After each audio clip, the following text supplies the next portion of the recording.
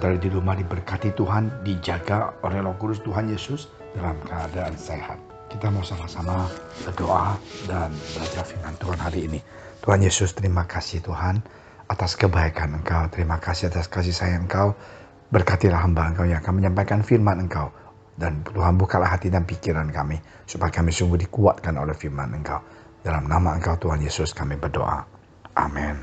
Saudara sekalian, di Daniel 1 ayat ke-8, Alkitab mengatakan Daniel berketetapan untuk tidak menajiskan dirinya dengan santapan raja dan dengan anggur yang biasa diminum raja. Dimintanyalah kepada pemimpin pegawai istana itu supaya ia tak usah menajiskan dirinya. Wow. Saudara sekalian, di Daniel 1 ayat 8 ini saudara bisa baca di rumah bahwa sesungguhnya bahwa raja dia itu mencari banyak anak muda untuk tinggal di istana Babel ya.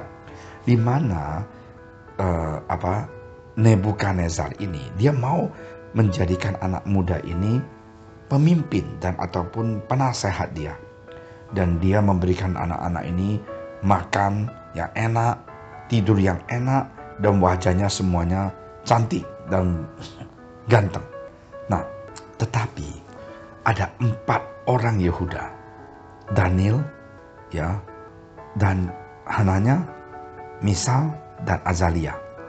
Dan akhirnya mereka diganti namanya, gantikan jadi Besazal, Hananya dinamain Sadrak, Misael dinamakan Mesak, dan Azalia dinamakan Abednego. Ini pemimpin pegawai istana itu memberikan nama lain kepada mereka supaya dia gampang ingat.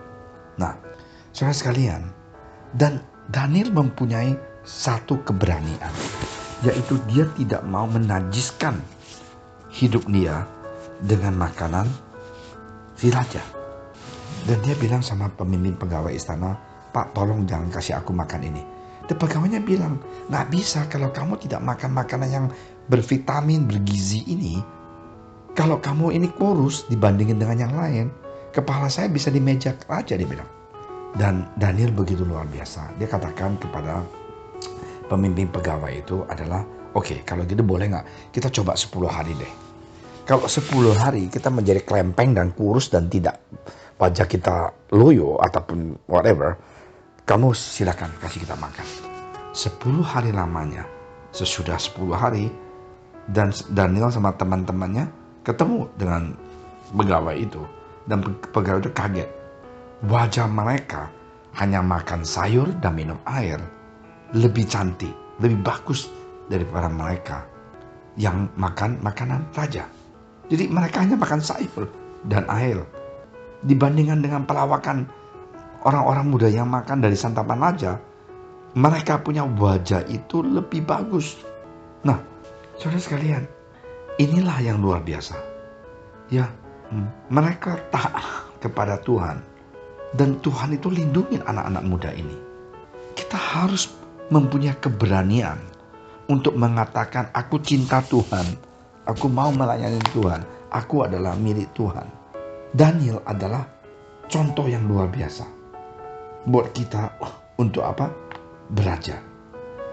Dia mempunyai keberanian mengatakan, aku tidak mau menyentuh makanan dari raja.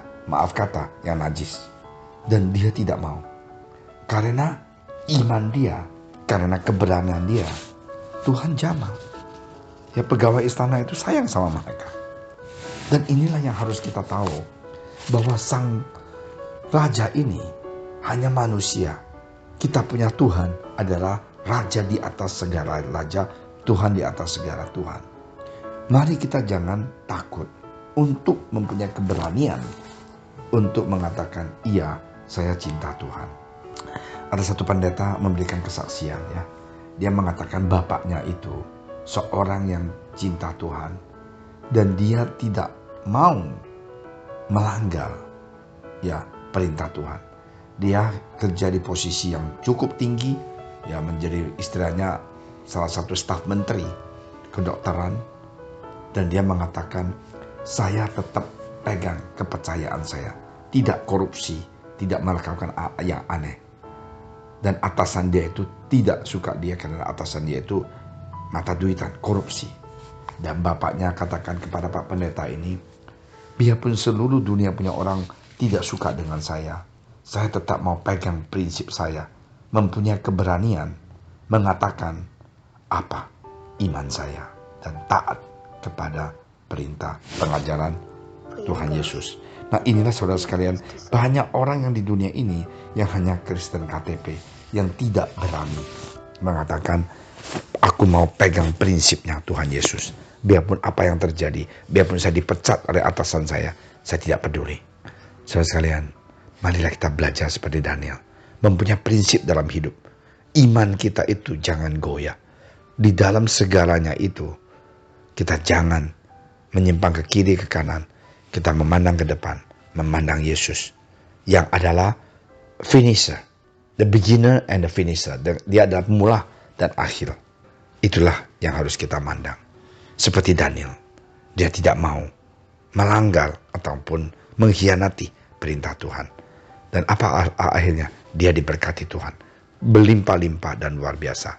Mari saudara sekalian, kemungkinan aku tidak tahu problem Anda apa. Kemungkinan Anda punya problem di bisnis, pekerjaan, dan segalanya. Tapi ingat satu hal, Yesus tidak pernah meninggalkan kita. Asal kita setia pada dia, cinta dia. Ya, mari kita berdoa. Terima kasih Tuhan Yesus atas ayat ini dan contoh yang luar biasa Daniel. Kita harus Tuhan belajar berperang, mempunyai iman, dan benci dengan dosa, dan tidak suka, tidak mau melayani godaan dunia kedagingan. Tuhan, Kau lindungi, berkati kami, supaya kami mempunyai kekuatan untuk melakukan kebenaran firman Engkau. Hidup untuk memuliakan nama Engkau. Terima kasih Bapa.